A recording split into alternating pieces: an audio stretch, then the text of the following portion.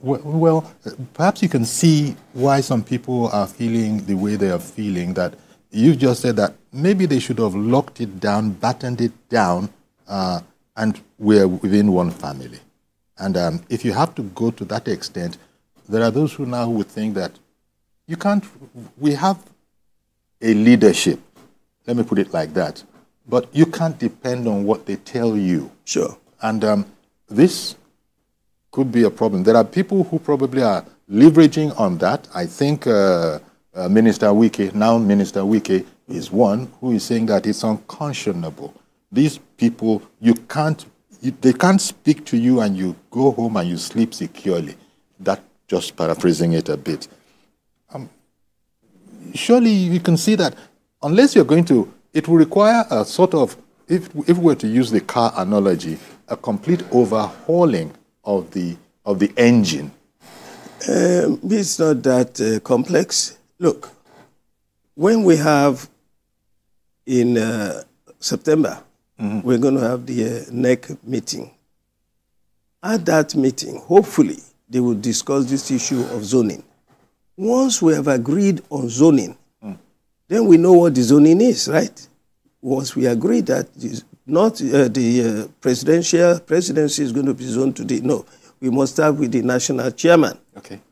If the national chairman is zoned to the north, for instance, if, as we are now, the national chairman is from North Central, if North Central is allowed to continue another 4 years, then we know that the presidency must come from the south. But we shouldn't leave it to word of mouth, as we did in 2023.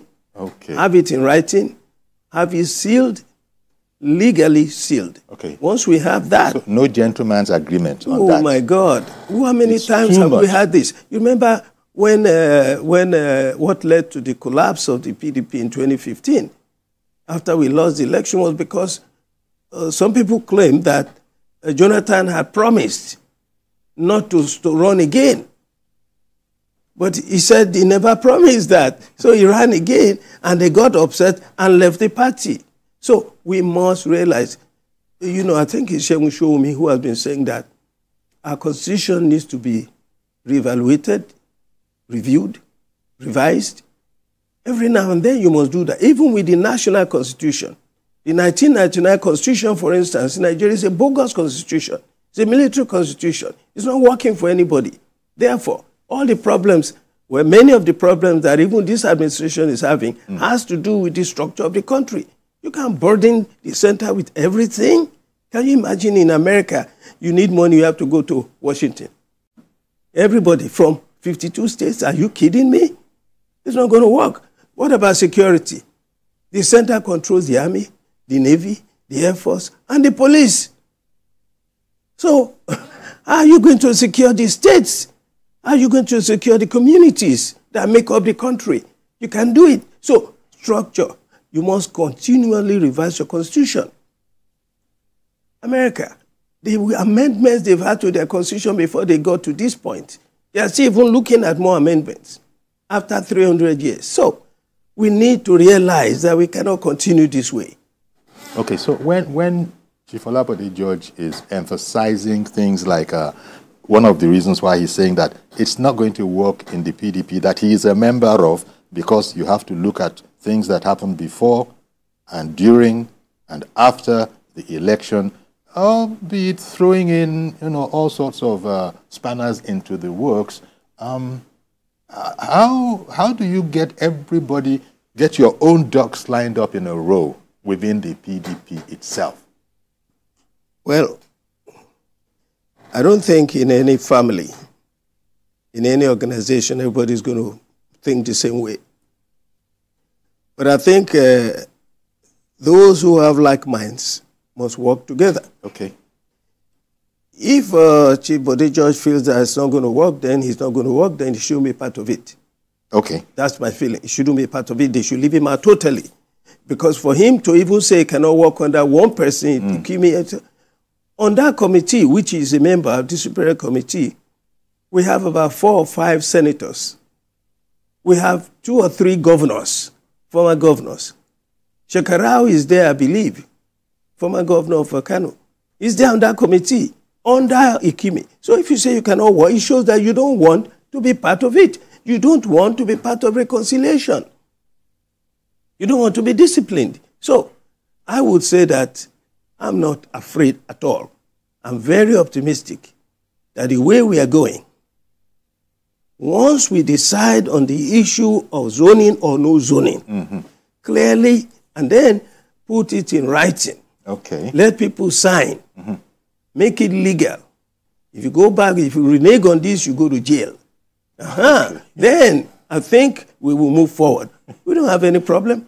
The way we are now, everybody wants a change in this country. But can we go as far as that? I mean, that last statement you made.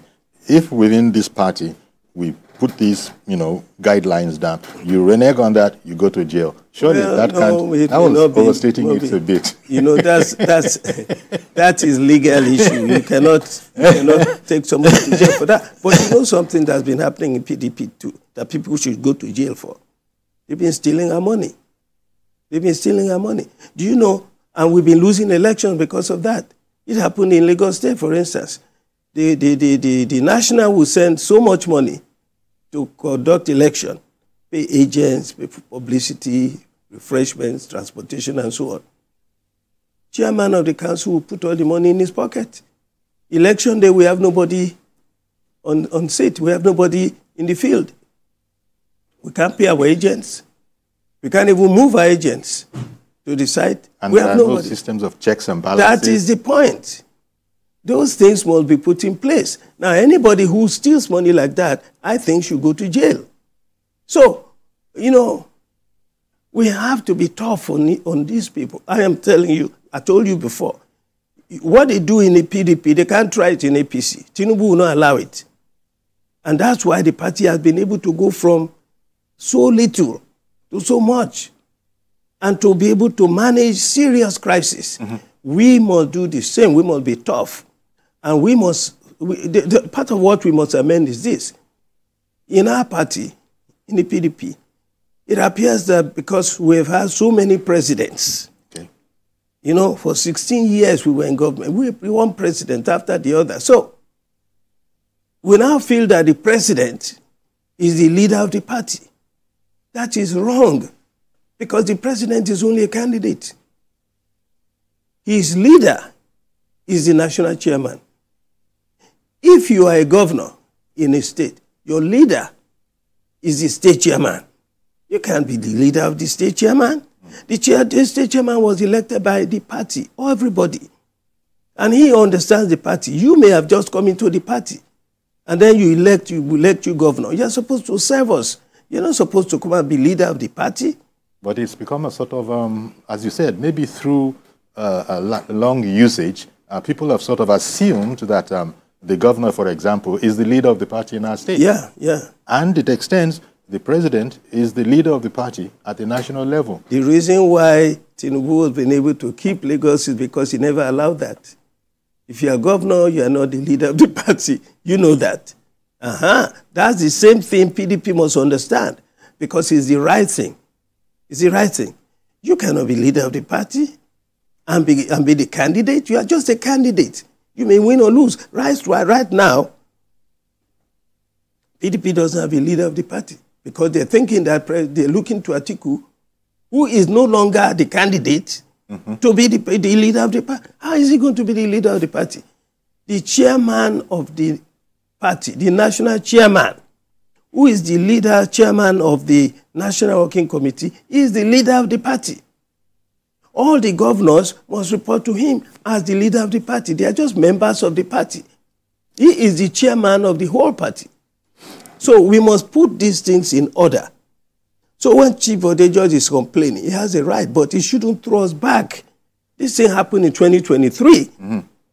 Why is he thinking the way he is going, it will happen in 2027? But we want to correct it. Okay. And we will correct it with the Reconciliation Committee and the Disciplinary Committee. Okay.